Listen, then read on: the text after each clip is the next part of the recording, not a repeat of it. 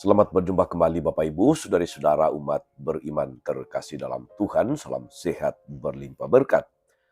Mohon maaf dalam seminggu ini saya tidak membuat renungan karena sedang ada kegiatan Perpas Nusra ke-12, pertemuan pastoral keuskupan-keuskupan di region Nusra yang dilaksanakan di Larantuka dan baru pulang hari ini.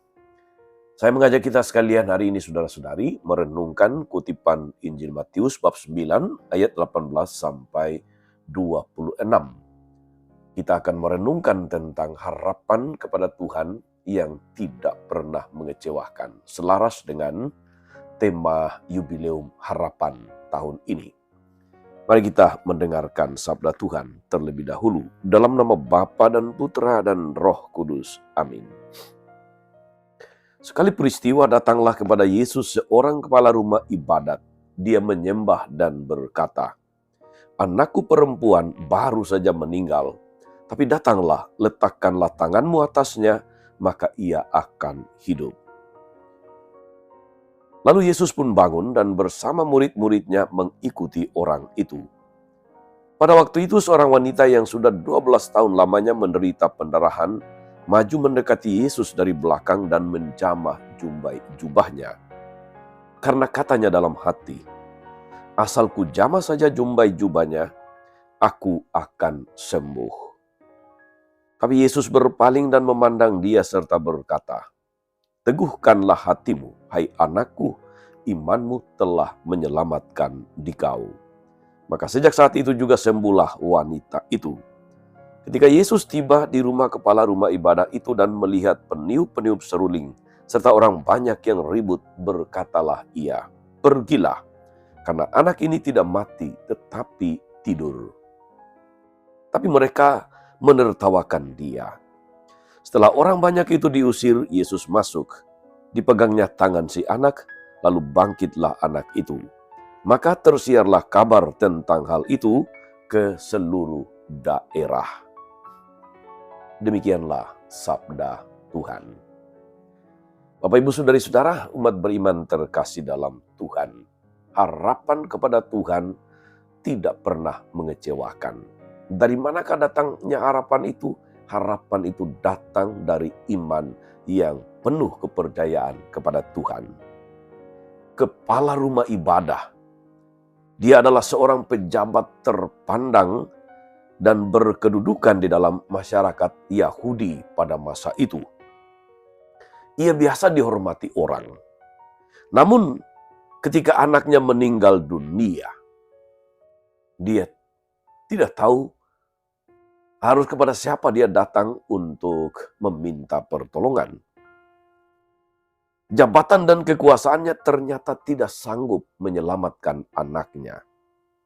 Maka dengan penuh keyakinan, penuh harapan, juga penuh kerendahan hati, dia datang menyembah Yesus dan menyatakan imannya.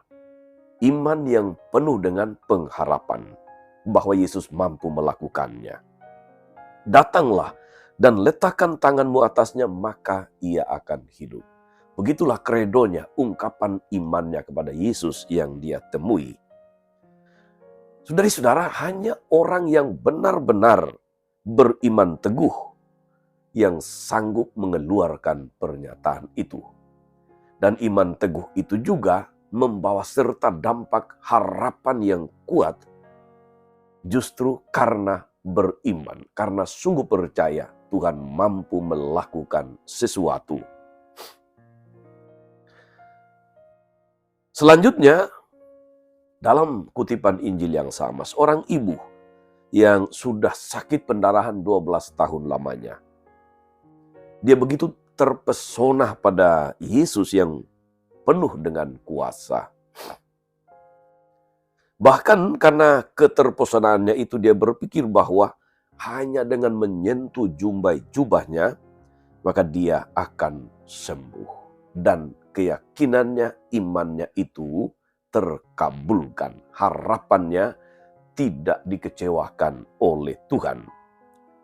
Saudara-saudara umat beriman terkasih dalam Tuhan, betapa bahagianya kepala rumah ibadah dan ibu yang sakit pendarahan 12 tahun itu karena iman yang menyelamatkan. Iman penuh pengharapan yang tidak pernah mengecewakan. Anak sang kepala rumah ibadah hidup kembali. Ibu yang sakit pendarahan 12 tahun menjadi sembuh. Pengalaman dua orang ini, saudara-saudara, sungguh membenarkan kesaksian dari para nabi. Nabi Hosea misalnya. Kesaksiannya tentang perhatian dan kasih sayang Allah yang bahkan memperhatikan umat manusia, laksana istrinya. Aku akan menjadikan engkau istriku dalam keadilan dan kebenaran, dan dalam kasih setia dan kasih sayang.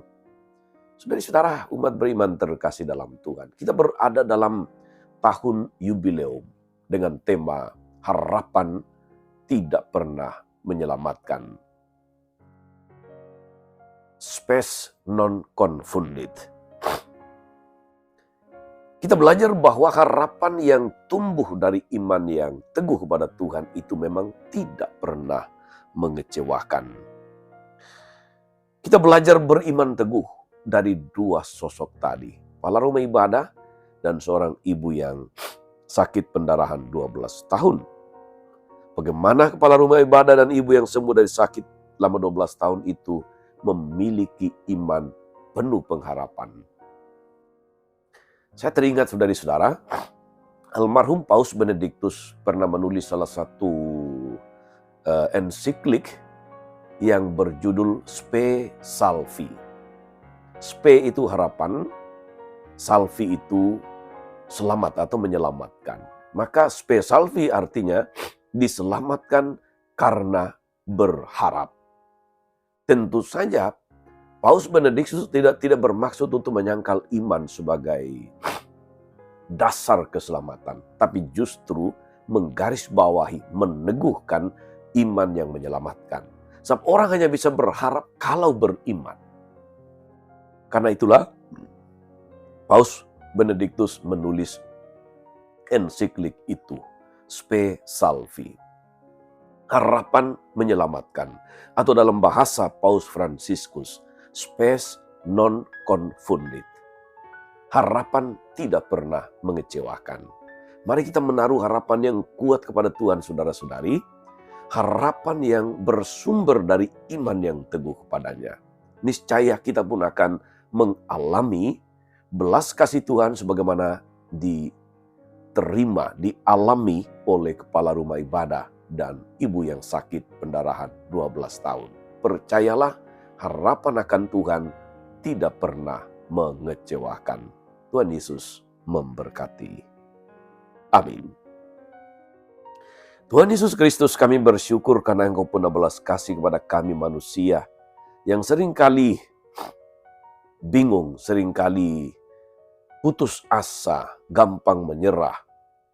Namun melalui firman-Mu hari ini Engkau ingatkan kami, melalui pengalaman kepala rumah ibadah dan ibu yang sakit pendarahan 12 tahun, agar kami tidak pernah kehilangan harapan yang datang dari iman kami kepadamu. Semoga oleh pengharapan yang menyala-nyala dalam hati kami datang penuh iman untuk menimba anugerah berkat-Mu yang luar biasa.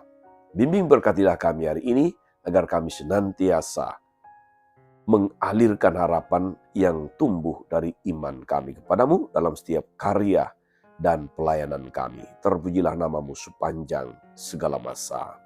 Amin. Saudari-saudara sekalian, berkat Allah turun atas saudari-saudara, atas mereka yang kita doakan atau kita janjikan doa. Mereka yang sakit dan menderita, segala rencana, karya, dan pelayanan hari ini, Bapa dan Putra dan Roh Kudus. Amin. Tetap sehat, teruslah menjadi berkat.